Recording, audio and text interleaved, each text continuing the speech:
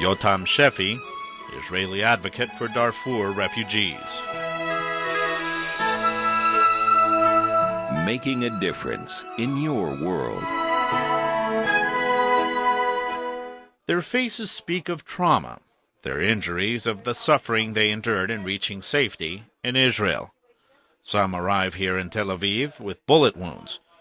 They were shot, they say, by Egyptian snipers as they ran across the desert toward the Israeli border. In a country that has historically welcomed only Jewish refugees, their plight is invisible to many here, but not to 25-year-old Yotam Sheffy. He has spent the last few years of his life fighting to get them food, access to emergency health care, education, and most importantly, a life without fear. Opening the door for desperate Darfurians, regardless of their different race and religion, he says is the natural thing to do. He draws lessons from his grandparents, Polish and Bulgarian survivors of the Holocaust, in his drive to help the Muslim refugees. They're refugees like my grandparents were 50 years ago in Europe. There's no difference. And if the doors weren't open there for my grandmother by simple village Christians, then not me or my father would be alive. Tel Aviv's Levinsky Park is where hundreds of Darfurians camped before shelters for them opened in the last 2 years. Since then, the efforts that Sheffy has pioneered have blossomed, and other young Israelis are now joining in to help the refugees.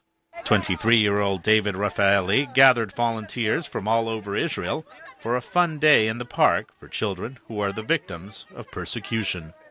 This, of course, appeals to the Jewish heart and Jews that also 60 years ago were also persecuted for who they are.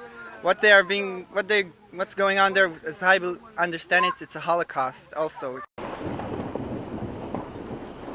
Israel has spent much of its 60-year history fighting Islamic terrorists. Finding sympathy for Muslim refugees here is not always easy.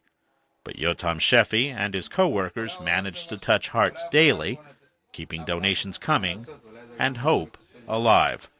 For Sheffy, who found his calling one day when he came by a shelter to deliver donations, the lessons of his grandmother, a Holocaust survivor, ring loud and clear.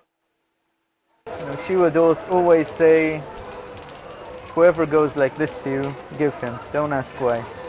Yotam Sheffy has picked a tough battle, helping Israel's often invisible refugees. Luis Ramirez, VOA News, for making a difference in Tel Aviv.